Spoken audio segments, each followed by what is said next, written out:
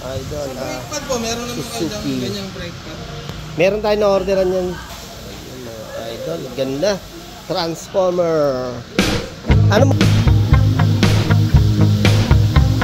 Ganyan pala nito. Nasa 400k mga idol. Pwede bang pihitin to?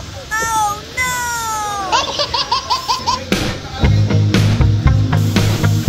Mga idol, napakaganda, no? Minivan ng Suzuki.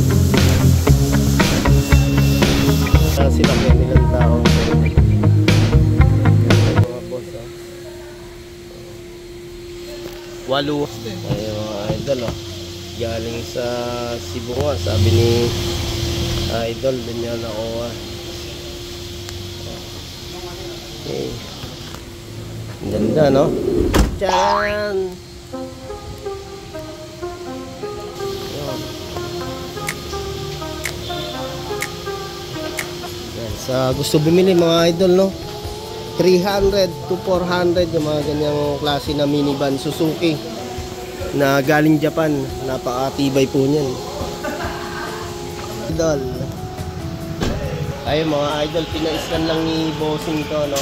Okay naman, walang fault. Ni-reset din natin airbag tsaka yung ano niya. Ayan, thank you boss. Ayan, thank you kay boss. Okay, bye-bye. Yun nga mga idol, in-scan namin, wala namang fault, ano? Yung ano lang lumabas, yung airbag tsaka yung body ground. Ayan, nag-reset lang tayo para syempre bago bumiyahe si boss, check up natin, overall check up yung kanyang Suzuki.